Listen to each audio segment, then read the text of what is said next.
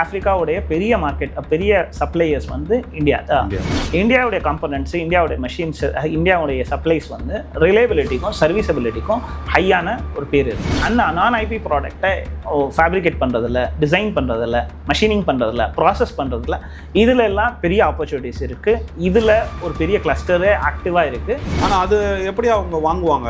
ஏன்னா ஏற்கனவே அவங்க கிட்ட ஒரு சப்ளையர் இருப்பாங்க, நாம போய் அதை எப்படி பெனட்ரேட் பண்ண முடியும்? எல்லாருமே பல நேரங்களில் நம்ம என்ன அசம்ஷன்ஸில் இருக்கோம்னா, சைனா மட்டும்தான் வந்து ஒரு வேர்ல்டுடைய மேனுஃபேக்சரிங் ஹப்னு சொல்கிறோம். எல்லா ப்ராடக்ட்டுக்கும் China is not a great manufacturing hub.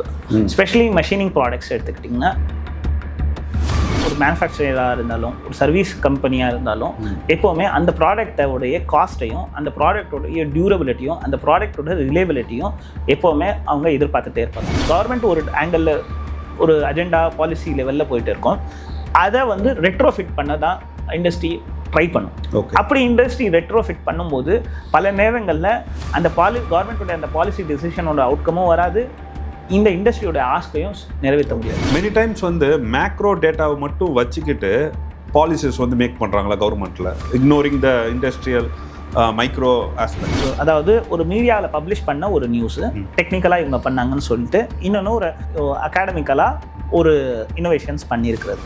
இது ரெண்டையும் யூட்டிலைஸ் பண்ணாத ஒரு இடத்துல தான் இண்டஸ்ட்ரி இப்போ இருக்குது. தமிழ் எக்கனாமி நேயர்களுக்கு வணக்கம். நம்ம வந்து வாரந்தோறும் அத்திக் அகமது அவர்களை வந்து சந்திச்சுட்டு வரோம். ROF founder and CEO. அவர் வந்து ஏற்றுமதி இறக்குமதி தொழிலில் வந்து ஈடுபட்டு இருக்காரு. தொழில்களை பற்றி அதிக அறிவு அவருக்கு இருக்கிறதுனால வாரந்தோறும் நம்ம சந்திச்சுட்டு வரோம். இந்த வாரம் வந்து நம்ம ஆட்டோமொபைல்ஸ் இண்டஸ்ட்ரியை பற்றி அவர்கிட்ட கேட்டு தெரிஞ்சுக்க போகிறோம். வணக்கம் சார். வணக்கம். ஃபர்ஸ்ட் இந்த ஆட்டோமொபைல் இண்டஸ்ட்ரி வந்து எவ்வளோ பெருசுன்னு சொல்லுங்கள். அஃப்கோர்ஸ் நமக்கு தெரியும், வெளிநாடு நிறுவனங்கள்லாம் வந்து இங்கே பெரிய பெரிய கார் நிறுவனங்கள் வச்சுருக்காங்க, மொபைல் நிறுவனங்கள் வச்சுருக்காங்க. அதை தவிர்த்து நம்மை போன்ற தமிழர்களுக்கு ஒரு தொழில் முனைவராக வரணும் அப்படின்னா இது எவ்வளோ பெரிய இண்டஸ்ட்ரி? நம்ம டேட்டா வைஸாக பார்த்தோம்னா automobile industry, electrical assembly industry, இது ரெண்டுமே வந்து தமிழ்நாட்டில் பெரிய கான்ட்ரிபியூட்டர். ஓகே. ஈவன் நீங்கள் எக்ஸ்போர்ட்ஸ் வேல்யூலேருந்து எடுத்துக்கிட்டிங்கனாலும் சரி. ஏன் எக்ஸ்போர்ட் வேல்யூ ஸ்பெசிஃபிக்கலாக சொல்கிறேன்னா, அதில் இருக்கிற டேட்டா உங்களுக்கு அக்யூரேட்டாக கேப்சர் ஆகும்.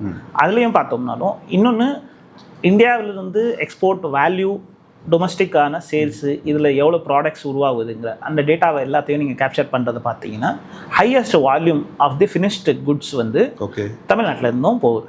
ஓகே. அண்டு கம்ப்ளீட்டான குட்ஸ், சிகேடின்னு சொல்லுவாங்க, அது வெளிநாட்டுக்கு கொண்டு போகிற பொருட்களாக இருக்கட்டும், கார்ஸு, அது மாதிரி உபகரணங்களாக இருக்கட்டும், வெஹிக்கல்ஸு அதுவாக இருந்தாலும் இது எல்லாமே அதிகமாக அசம்பிளி மேனுஃபேக்சர்ஸ் எல்லாமே ஆகுறது தமிழ்நாடு தான். ஆனால் நான் எப்படி சொல்கிறேன் அப்படின்னா, பெரிய பெரிய நிறுவனங்களை தாண்டி சின்னதாக இந்த ஃபால்ட்ரி உருக்காலைகள் வச்சுருப்பாங்க. நம்ம வந்து ஒரு டிப்ளமா படிச்சுட்டு வரோம் அப்படிங்கிறவங்களுக்கும், இல்லை நம்ம ஐடி துறையை நோக்கி தான் பெரும்பான்மையோர் போகிறாங்க, அவங்கெல்லாம் இந்த துறையை நோக்கி வர்ற அளவுக்கு இந்த இடத்துல பெரிய வாய்ப்புகள் இருக்கா அப்படிங்கிற மாதிரி நான் கேட்குறேன். ஓகே. வர்ணம் ஆயிரம்னு ஒரு படம் வந்திருக்கும். அதில் நீங்கள் ஒரு விஷயத்தை அழகாக பார்த்துருப்பீங்க. என்னென்னா, ஹீரோ வந்து என்ன பண்ணுவார், அவர் டிகிரியை முடிச்சிருவார், கொஞ்சம் டிஸ்ட்ராக்டடாக இருப்பார். அதுக்கடுத்து உடனே வந்து அவர் ஒரு டிசைன் பண்ணுவார். அந்த டிசைனை மாடலாக பண்ணி அதை கொண்டு போய் அவர் ஒரு இனிஷியேட்டிவ் எடுப்பார். இதுதான் ஆக்சுவலி வந்து reality of the Tamil Nadu and southern ஸ்டேட்ஸோடைய ரியாலிட்டி. உங்களுக்கு வந்து என்ட்ரி பேரியர்னா, அதாவது இங்கே இருக்கிற ஈகோசிஸ்டம், இங்கே இருக்கிற இதில் நீங்கள் ஒரு ரைட்டான ப்ராடக்டை யூட்டிலைசேஷனோட ப்ராடக்ட்ஸாக கொண்டு போனீங்கன்னா கண்டிப்பாக நீங்கள் இந்த பிஸ்னஸ்க்குள்ளே, ஆட்டோமொபைல் இண்டஸ்ட்ரிக்குள்ளே நீங்கள் உள்ளே நுழையிறதுக்கு மற்ற ஸ்டேட்டை விட இங்கே ரொம்ப கொஞ்சம் எக்ஸாம்பிள் சொல்லுங்கள். நம்ம வந்து இப்போ நீங்கள் டிசைன் பண்ணி இந்த ப்ராடக்டாக கொண்டு வந்து அதை யூஸபிள் பண்ணுற மாதிரி கொண்டு வந்துட்டிங்கன்னா உங்களுக்கு பெரிய மார்க்கெட் இருக்குது அப்படின்னு சொல்கிறீங்க. அதாவது எண்ட் டு எண்ட் எல்லாமே தமிழ்நாட்டிலே பண்ண முடியும் அப்படிங்கிறத நான் இதில் வந்து புரிஞ்சுக்கிறேன். அந்த மாதிரி ஏதாவது ஒரு ப்ராடக்ட் உங்கள் கண்ணு முன்னாடி வந்திருக்கா? அப்படி சொன்னீங்கன்னா மற்றவங்களுக்கு அது அந்த மாதிரி யோசிக்க தோணும். இப்போது ஒரு எக்ஸாம்பிள், நான் ஆஃப்ரிக்காவில் பல கண்ட்ரீஸில் நம்ம அதிகமாக ட்ராவல் பண்ணியிருக்கோம். அங்கே ரெண்டு விஷயங்களை நம்ம பார்த்துருப்போம். ஒன்று வந்து நீங்கள் எல்லா ப்ராடக்ட்ஸுக்கும் ஒரு மார்க்கெட் இருக்கும், அந்த ஒரு ட்ரஸ்ட்டுங்கிற ஒரு ஃபேக்டர் இருக்கும். இப்போ வந்து இந்தியாவுடைய ஒரு ப்ராடக்ட், நீங்கள் வந்து இந்தியாவுடைய வெஹிக்கல்ஸ் பிராண்டை, எந்த பிராண்டையும் நான் ஸ்பெசிஃபிக் பண்ண விரும்பலை, ஆனால் இந்தியாவுடைய ஒரு ப்ராடக்டாக இருந்துச்சுன்னா, அது ஆட்டோமொபைலாக இருந்துச்சுன்னா அங்கே ரிலேபிளான ப்ராடக்ட்ஸ். இப்போது அது பீட் இஸ் ஆட்டோவாக இருக்கட்டும், பீட் இஸ் டூ வீலராக இருக்கட்டும், பீட் இஸ் கார்லாம் நான் அதிகமாக பார்த்ததில்லை, ஜப்பானீஸ் கார்ஸ் அதிகமாக பார்த்துருக்கேன். இதுக்கு எல்லாத்துக்கும் ஒரே ஒரு காரணம் என்னென்னா, இந்தியாவோட ப்ராடக்ட்ஸ் ஃபேப்ரிகேஷன், ஃபினிஷிங் எல்லாமே ஆஃப்ரிக்கன்ஸோடைய ரெக்குவயர்மெண்ட்டுக்கு கரெக்டாக ஆப்ட் ஆகுது. ஸோ நீங்கள் பார்த்தீங்கன்னா மேஜராக டேப் பண்ணுறது ஆஃப்ரிக்கன்ஸ் மார்க்கெட்டை சைனீஸ் தான் முதல்ல டேப் பண்ணுவாங்கன்னு சொல்லிட்டு இருந்தாங்க. உலகத்துக்கே எக்ஸ்போர்ட் ஹவுஸ் சைனீஸ் சொன்னாலும் இந்தியாவிலேருந்து தான் மேஜர் குவாண்டம் ஆஃப் டூ வீலர்ஸும் ஆட்டோமொபைல். இதுக்கு நான் எப்படி எதிர்பார்க்குறேன் அப்படின்னா, ஆஸ் அன் இண்டிவிஜுவலாக நான் ஒரு மேனுஃபேக்சரிங் யூனிட் போட்டுட்டு ஒரு ப்ராடக்ட்டை வெளியே கொண்டு வர முடியுமா அப்படின்னு எதிர்பார்க்குறேன். அதாவது இங்கே ஒரு எம்ப்ளாயாக போகிறதுக்கான ஆப்பர்ச்சுனிட்டிஸ் இருக்கான்னா கண்டிப்பாக இருக்குது. ஆனால் அதே நேரத்தில் தொழில் முனைவராக இருக்கணும்னா அதிகமான opportunities from the design to பில்டுங்கிறதுல தான் இருக்குது பல ப்ராடக்ட்ஸில்.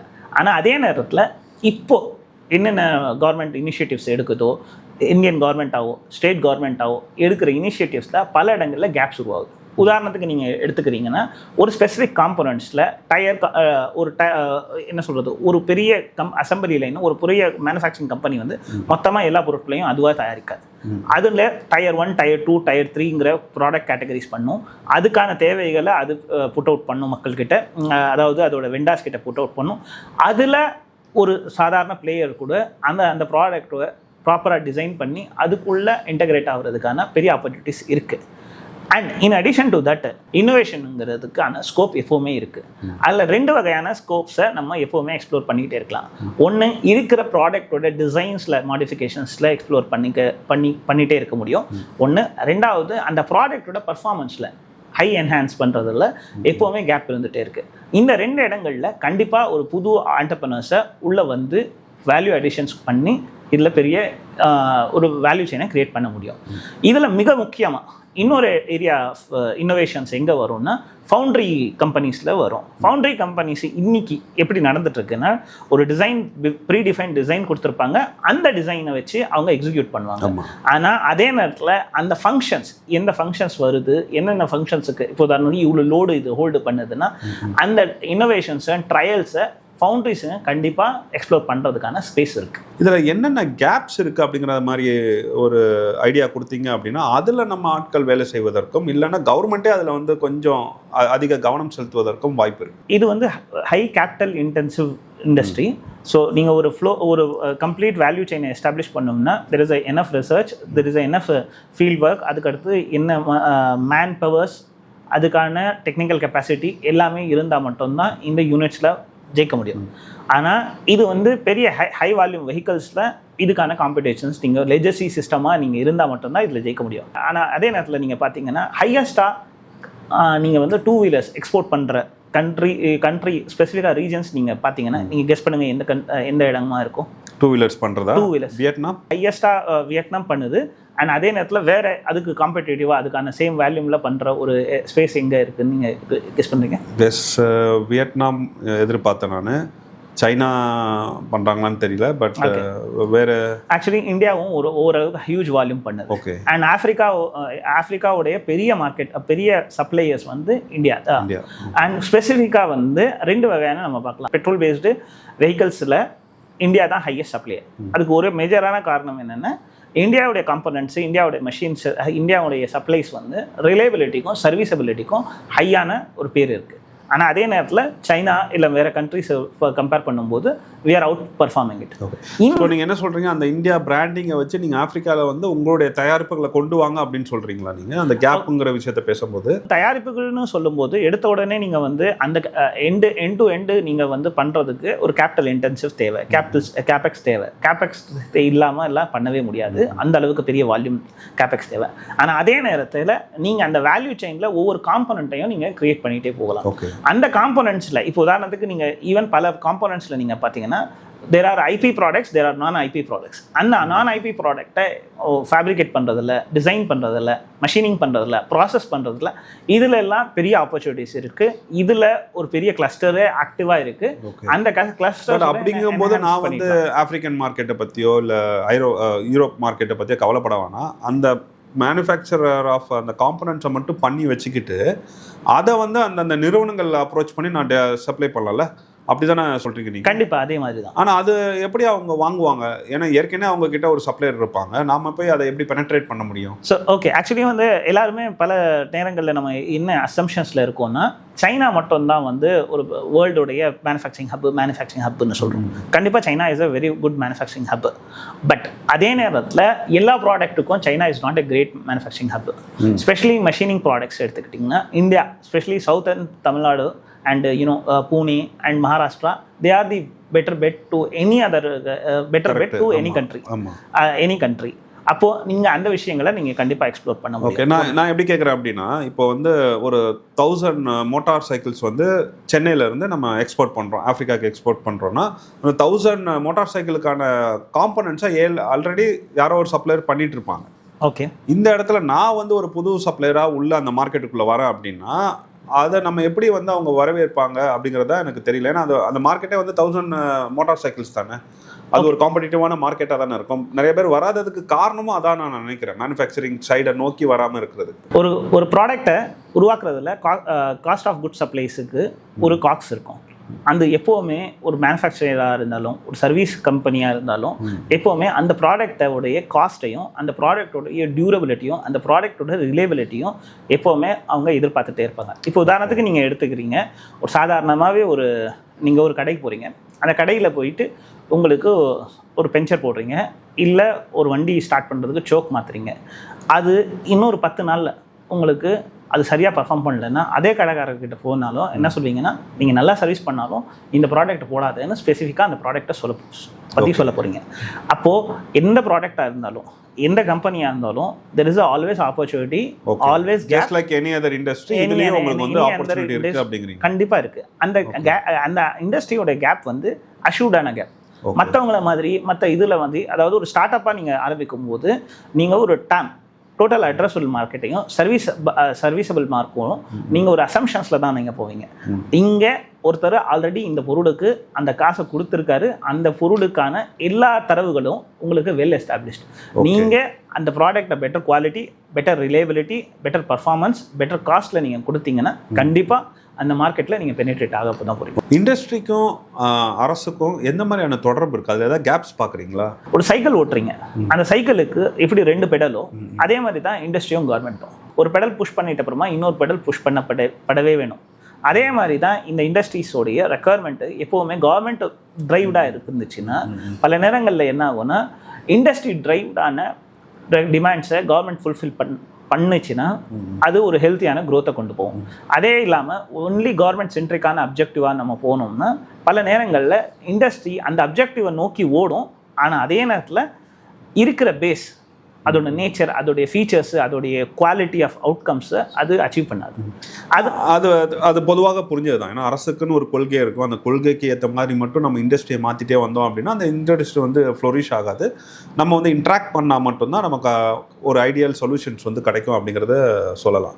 பட் இந்த இடத்துல வந்து தமிழ்நாடு அரசுக்கும் இல்லை இந்திய ஒன்றிய அரசுக்கும் ஆகட்டும், அவங்க பண்ணுற பிளானிங் அண்ட் பாலிசி வைஸ்க்கும் சென்னையில் இருக்கிற இல்லை தமிழ்நாட்டில் இருக்கிற இந்த ஆட்டோமொபைல் இண்டஸ்ட்ரிக்கும் ஏதாவது முரண்கள் இருக்கா, லைக் கேப்ஸ் இருக்கான்னு கேட்க? கண்டிப்பாக there is a communications always happens. ஒரு இண்டஸ்ட்ரி அசோசியேஷனுக்கும் ஒரு கவர்மெண்ட்டுக்கும் எப்போவுமே ஒரு டிஸ்கஷன்ஸ் நடந்துகிட்டே இருக்கும். ஆனால் அதே நேரத்தில் வந்து மற்ற மேனுஃபேக்சரிங்கில் சக்சீடான பல கண்ட்ரிஸை நம்ம கம்பேர் பண்ணும்போது அந்த கோஆர்டினேஷன்ஸ், அந்த சிங்க்ரனைசேஷன்ஸ் நம்ம இங்கே எஸ்டாப்ளிஷ் பண்ணலாம். எப்படின்னா, அதாவது எப்போவுமே வந்து it is not a one way communication, it's a reverse way கம்யூனிகேஷனாகவும் இருக்கும். இந்தந்த இண்டஸ்ட்ரியில் இந்தந்த கேப்ஸ் இருக்குது, இந்தந்த கேப்ஸுக்கு என்னென்ன விஷயங்களை ஃபீச்சர்ஸ் பண்ணலாம்ங்கிறது ஒரு கன்சல்டேஷன்ஸ் மீட்டிங்ஸ்லேருந்து ஒரு இன்சைட்ஸ் எடுத்து அதுக்கான ரிக்வெஸ்ட் மெக்கானிசம் வந்து பல நேரங்களில் எஃபர்ட் பண்ணப்படுது. அதனால என்ன ஆகும்னா, இப்போ உதாரணத்துக்கு நீங்கள் ஒரு இண்டஸ்ட்ரி கிளஸ்டர்ஸில் எப்போவுமே அவங்க இஷ்யூஸ் பேசுவாங்க. நியூ ப்ராடக்ட் டெவலப்மெண்ட்டை பற்றி இங்கே என்னென்ன ஆப்பர்ச்சுனிட்டிஸை நம்ம எக்ஸ்ப்ளோர் பண்ணலாம்ங்கிறது கவர்மெண்ட் ஆஸ்க் பண்ணால் மட்டும்தான் அவங்க பேச போகிறாங்க. ஒன்று புது ப்ராடக்ட் R&D டெவலப்மெண்ட்டை பற்றி. இன்னொன்று, இண்டஸ்ட்ரி எப்போவுமே சஃபர் ஆகிறது ஒரு ரிசோர்ஸ் க்ரன்ச்சை பற்றி. ரிசோர்ஸ் க்ரன்ச்சுங்கிறது ஒரு ட்ரைன்டு ரிசோர்ஸுங்கிறது எப்போவுமே இண்டஸ்ட்ரிக்கு இருக்கிற ரிசோர்ஸ் க்ரன்ச். அதுக்கான ஃபெசிலிட்டேஷன் மெக்கானிசம் எல்லாமே இருந்தாலும் இந்த ஆப்டிமமான ஒரு ரெக்குயர்மெண்ட்டுக்கு இந்த ஸ்கில் செட்டுங்கிற ஆஸ்க்குங்கிறது, ரிவர்ஸ் ஆஸ்க் ஃப்ரம் தி இண்டஸ்ட்ரிங்கிறது எப்போவுமே புட் அவுட் ஆகணும். அதே மாதிரி வந்து ரெண்டாவது வந்து வேர்ல்டு ஒரு விதத்தில் ஓடிட்டே இருக்கிற அந்த வேர்ல்டோடைய குளோபல் எக்கனாமிக்ஸ் எல்லாமே ஓடுற அதே நேரத்தில் ஒரு ட்ரைவ் ஃபோர்ஸு அந்த குளோபல் எக்கனாமிக்கை நம்ம எது ஆன்சர் பண்ணுற ரியாக்டிவ் ஸ்டேட்லேருந்து சில விஷயங்களில் நம்ம ஆக்டிவ் ஸ்டேட்டாக நம்ம பொசிஷன் பண்ணிக்க முடியும். ஒரு எக்ஸாம்பிள் சொல்கிறேன்னா, பல நேரங்களில் என்ன நடக்கும்னா, ஒரு கவர்மெண்ட்டோடைய ஒரு பாலிசி வரும், ஒரு கவர்மெண்ட் சஸ்டைனபிலிட்டி பேஸ்ட் பாலிசியாக இருக்கட்டும், அந்த கவர்மெண்ட்டோடைய இனிஷியேட்டிவ் சர்க்குலர் எக்கானமி, இந்த மாதிரி எல்லா விஷயத்துலையும் இனிஷியேட்டிவ்ஸ் எடுக்கப்படும். அந்த இனிஷியேட்டிவ் டிஃபைன் பண்ணப்பட்டு அதோடைய என்னென்ன அச்சீவபிள்ஸுங்கிறது நீங்கள் வந்து இங்கே பார்க்க வேண்டியது இருக்கும். இப்போ உதாரணத்துக்கு நீங்கள் பேக்கிங்ஸில் நீங்கள் எடுத்தீங்கன்னா ஒரு ஆட்டோமொபைல் பேக்கிங்லேயே வந்து ஒரு 2 ப்ராடக்டை டிரான்ஸ்போர்ட் பண்ணும்போது அந்த 2 ப்ராடக்ட்டும் எரோஷன் ஆகாமல் இருக்கிறதுக்கு லோக்கலாகவே சில விஷயங்களை யூஸ் பண்ணுறாங்க. ஆனால் அது கரெக்டான சஸ்டைனபிளான சர்க்குலரான யூட்டிலைசேஷன் தான். அதை கரெக்டாக டாக்குமெண்ட் பண்ணி அதை யூட்டிலைசேஷன்ஸில் மெயின் அப்ளிகேஷன்ஸில் நம்ம கொண்டு போயிருக்கோம்னா அது இல்லை. அதாவது எந்தெந்த விஷயங்கள் நம்ம பேஸ்லைன்லேயே ஆல்ரெடி இருக்கோ அதை கொண்டு அதை ப்ரோஆக்டிவாக இதெல்லாம் நம்ம பண்ணியிருக்கோங்கிற ஸோ ஒரு விஷயம் நடந்திருக்க அந்த கிரெடிட் கிளைமிங்கிறது அசோசியேஷன்ஸும் பண்ண வேண்டியது இருக்குது. அதே மாதிரி அவங்களோட கேப்ஸை இந்த அசோசியேஷன்ஸு புட் அவுட் பண்ண வேண்டியது இருக்குது, சொல்ல வேண்டியது இருக்குது, கண்டிப்பாக சொல்ல வேண்டியது இருக்குது. ஆனால் அதுக்கான வழி அப்படிங்கிறது வந்து அசோசியேஷன்ஸ் மட்டும்தானா, இல்லைனா வேற எப்படியா நம்ம வந்து அரசாங்கத்துடன் தொடர்பு ஏற்படுத்தலாம்? பல சேம்பர்ஸ் வந்து யூஸ்வலாக என்ன பண்ணுவாங்கன்னா, ஒரு சொசைட்டியோடைய ஒரு சேம்பர்ஸ் என்ன பண்ணுவாங்கன்னா, மேஜராக அவங்க வந்து இப்போ நம்ம ரீசெண்டாக ஒரு ட்ரெண்டு பார்க்குறோம், ஒயிட் பேப்பர்ஸ் எல்லாம் வருது, கவர்மெண்ட் வந்து ஒயிட் பேப்பர்ஸ் ரிலீஸ் பண்ணுறோன்னு சொல்கிறாங்க. ஆக்சுவலாக ஒயிட் பேப்பர்ஸுங்கிறது ஃபஸ்ட்டு இனிஷியலாக நீங்கள் பார்த்தீங்கன்னா it is very focus to the industries. Industries are suppose to release the white paper. நிறைய நிறுவனங்கள் வந்து ஒயிட் பேப்பர்ஸ் வந்து நிறைய யூஸ் கேசஸ்க்கே வந்து வெளியிடுவாங்க. ஆனால் அதில் 2 விஷயங்கள் இருக்குது. ஒன்று, ஒரு கன்சல்டன்சி ஃபார்ம் வெளியிடுற ஒயிட் பேப்பர்ஸு, இன்னொன்று ஒரு அசோசியேஷன் ரிலீஸ் பண்ணுற ஒயிட் பேப்பர்ஸ். கன்சல்டன்சி பேப்பர்ஸ் வந்து பல நேரங்களில் ஒரு அப்ஜெக்டிவை எடுத்து இந்த மாதிரி ஒரு முன்முடிவுகளை எடுத்துட்டும் அவங்க பப்ளிஷ் பண்ணுவாங்க. மேபி அவங்களுடைய ஒரு பெரிய கிரேட்டர் அப்ஜெக்டிவ் இருக்கும், இல்லை கிரேட்டர் பாலிசி டிரான்சாக்ஷன்ஸ் நடக்கணும்னு எதிர்பார்ப்பாங்க. அதுக்காக அவங்க சில ரெக்கமெண்டேஷன்ஸ் பண்ணுவாங்க, பெய்ட் ஆர்டிகல்ஸ் மாதிரி. அது வந்து அந்த அளவுக்கு ஓவர் சிம்பிளிஃபைடாக சொல்ல முடியாது. ஒரு நிலையிலிருந்து இன்னொரு நிலைக்கு போகணும்னா என்னென்ன விஷயங்கள்லாம் தடைக்கல்லாக இருக்குங்கிறத அவங்க பேசுவாங்க. ஆனால் இதே மாதிரி ஒரு அசோசியேஷன்ஸும் தங்களுடைய இஷ்யூஸ், இந்த இஷ்யூஸால் இதெல்லாம் பாட்டில் நெக் ஆகுதுங்கிற ஒயிட் பேப்பர்ஸை புட் அக்ராஸ் பண்ணுறது ரொம்ப ஹெல்த்தியான கல்ச்சர்ஸை கொண்டு வரும். அந்த ஒயிட் பேப்பர்ஸோடைய அந்த ஒயிட் பேப்பர்ஸ் எப்போ அவங்க ஒரு கலெக்டிவாக பண்ணும்போது அவங்களுடைய ப்ராக்டிக்கலான கிரவுண்ட் ரியாலிட்டியை அவங்க பேச ஆரம்பிப்பாங்க. ஒன்ஸ் அந்த கலெக்டிவான கிரவுண்ட் ரியாலிட்டியை அவங்க பேச ஆரம்பித்த உடனே அதுக்கான சொல்யூஷன்ஸு கவர்மெண்ட் வந்து ப்ராக்டிவாக எடுக்க முடியும். அதை விட்டுட்டு நம்ம என்ன அதாவது அது இல்லைன்னா என்ன ஆகும்னா, கவர்மெண்ட் ஒரு ஆங்கிளில் ஒரு அஜெண்டா பாலிசி லெவலில் போயிட்டு இருக்கோம், அதை வந்து ரெட்ரோஃபிட் பண்ண தான் இண்டஸ்ட்ரி ட்ரை பண்ணும். அப்படி இண்டஸ்ட்ரி ரெட்ரோஃபிட் பண்ணும்போது பல நேரங்களில் அந்த கவர்மெண்ட்டோட அந்த பாலிசி டிசிஷனோட அவுட்கமும் வராது, இந்த இண்டஸ்ட்ரியோட ஆஸ்கையும் நிறைவேற்ற முடியாது. மெனி டைம்ஸ் வந்து மேக்ரோ டேட்டாவை மட்டும் வச்சுக்கிட்டு பாலிசிஸ் வந்து மேக் பண்ணுறாங்களா கவர்மெண்ட்டில், இக்னோரிங் த இண்டஸ்ட்ரியல் மைக்ரோ ஆஸ்பெக்ட்ஸ்? இங்கே வந்து மைக்ரோ டேட்டா மேக்ரோ ட்ரெண்டுங்கிறது கேப்சர் பண்ணி அதுலேருந்து இன்சைட்ஸ் எடுக்கிறது ஒரு தேர்ட் பர்சனாக ரொம்ப ஈஸி. ஆனால் இண்டஸ்ட்ரியில் இருக்கிற இப்போ உதாரணத்துக்கு நான் ஒரு ஃபவுண்ட்ரி கிளஸ்டர்னு எடுத்துக்கிட்டிங்கன்னா, கோயம்புத்தூருக்குள்ளேயே ஒரு கோயம்புத்தூருங்கிறதே ஒரு கிளஸ்டராக எடுத்துக்கிட்டிங்கனாலும் அது ஆக்சுவலி கிளஸ்டர்ஸ் இல்லை. ஜியோகிராஃபிக்கலாக பார்த்தீங்கன்னா அதுக்குள்ளேயும் ஒரு சப் கிளஸ்டர்ஸ் இருக்குது. அவங்களுடைய ஒவ்வொரு கிளஸ்டருடைய ஆஸ்க் வேறு, அவங்களுடைய டிமாண்ட்ஸ் வேறு, அவங்களுடைய ரெக்குயர்மெண்ட் வேறு. அதை டிஃபைன் பண்ணும்போது அது வந்து கண்டிப்பாக ஒரு ப்ராப்பரான அவுட்கம்மை கொண்டு வரும். அதை விட்டுட்டு நம்ம இந்த ரிவர்ஸ் வேவை இந்த விஷயங்களுக்கான அப்ஜெக்டிவை நம்ம தேடி போகும்போது மேக்ரோ டேட்டாவாக இதெல்லாம் அவுட்கம் வரும்போதுன்னா பல நேரங்களில் அந்த இடம் வந்து உங்களோட இன்னோவேஷன்ஸை காலி பண்ணி விட்டுரும்.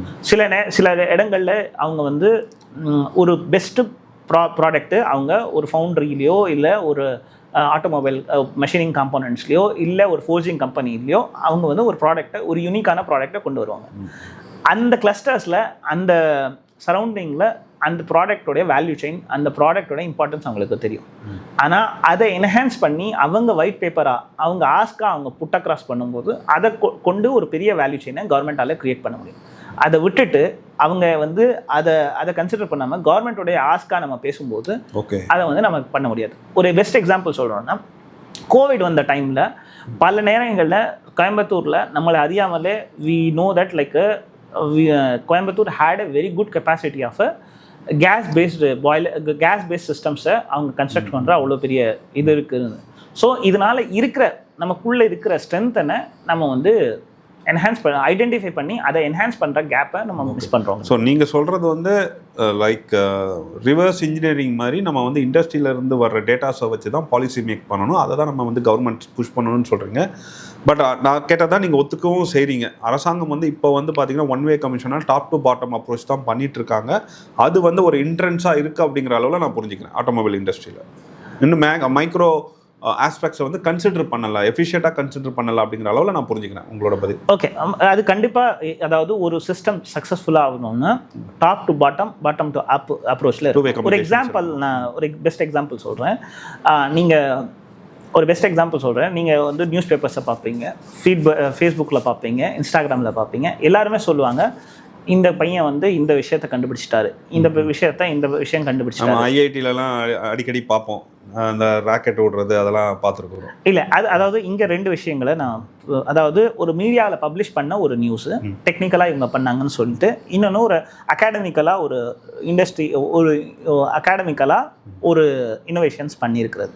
இந்த 2ஐயும் நாம் இப்போ பார்க்கும்போது எப்படி பார்ப்போம்னா, ஒரு இண்டஸ்ட்ரியான ஒரு கம்பெனி இதை எப்படி பார்ப்போம்னா, இது 2ஐயும் யூட்டிலைஸ் பண்ணாத ஒரு இடத்துல தான் இண்டஸ்ட்ரி இப்போ இருக்குது. இதுதான் பெரிய கேப்பாகவே பார்க்கும். ஆட்டோமொபைல் இண்டஸ்ட்ரியிலையும் இது பெரிய கேப். ஏன்னா முதல்ல வந்து பல விஷயங்கள் இங்கே நடக்கிறது, மீடியாவில் பப்ளிஷ் பண்ணுறது எல்லாமே டிஐவை, டூ இட் யுவர் செல்ஃப். ஒரு ப்ராசஸ் இருக்கும், ஒரு எஸ்டாப்ளிஷ்டான ஒரு ப்ராசஸ் இருக்கும்.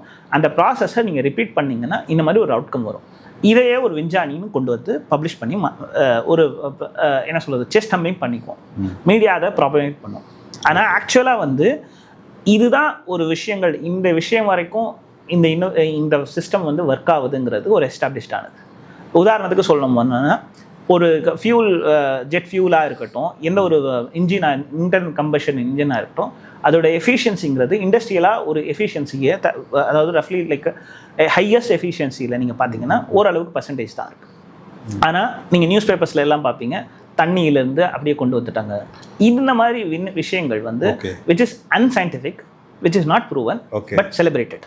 ஆனால் அதே நேரத்தில் பல ப்ராப்பர் பேஸ் ரிசர்ச் நடந்துகிட்டே இருக்குது.